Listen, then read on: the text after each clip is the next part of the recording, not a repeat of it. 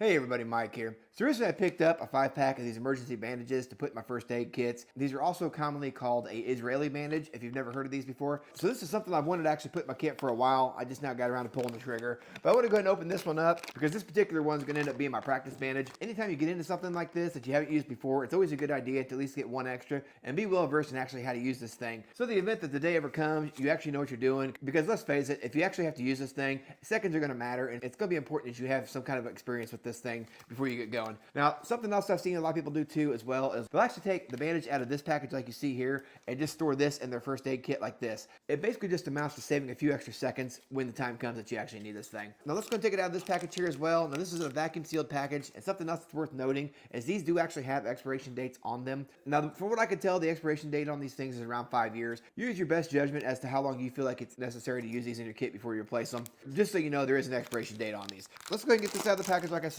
Get this out of the plastic here, and I'm going to take these other 4 and I'm going to leave these in the package, and these will be the ones that I've got around the house and in my first aid kits that I keep with me in the event that the day ever comes. Now honestly, if you're actually going to use this in a real life scenario, the bandage that you see here is the sterile part. You're going to want to keep this as sterile as possible.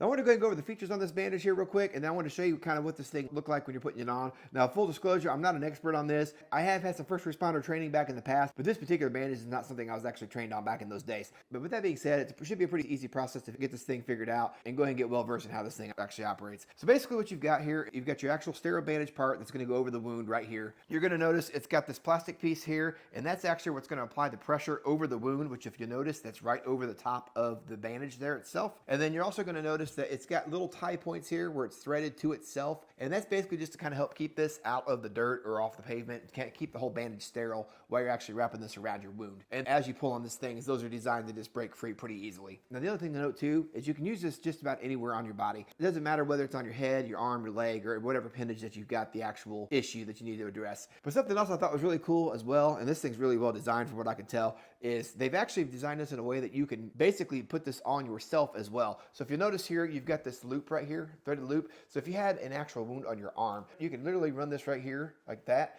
and then line it up to where that goes over the wound itself, and you can easily wrap that up without having to try to worry about keeping this thing in place at the same time. Now what I thought I'd do, I'm sitting here talking about this just a little bit more here, I'm going to go ahead and cut to where I'm practicing put this on and off my leg, just to kind of show you guys a real life scenario as I'm finishing this video up for you. So I'll cut to that now while I'm talking. But basically this thing's plenty long. You're able to wrap your wound point above and below and get the wound nice and sealed up to where nothing else can get in there until you can get to somewhere where you're able to get medical attention. And basically after you've wrapped that a number of times and you got that around itself, you're going to put this bandage around and through this plastic piece here, and then basically crank that back down over itself. So it looks something like that, and then you bring that back over itself like that. And then at the very end of here, you're going to find another bar here, and that bar is designed to lock down over itself. So once you get to the end of your bandage here, you're going to put that over the top like so, and that's going to lock it in place and keep that thing in place until you get where you need to go. My understanding is when you do make the turn and you switch back the other direction, this little clamp here is designed to put close to 30 pounds of pressure on the wound, kind of help lock that down and keep the wound from leaking any further. The other practice I saw as well when I was doing my research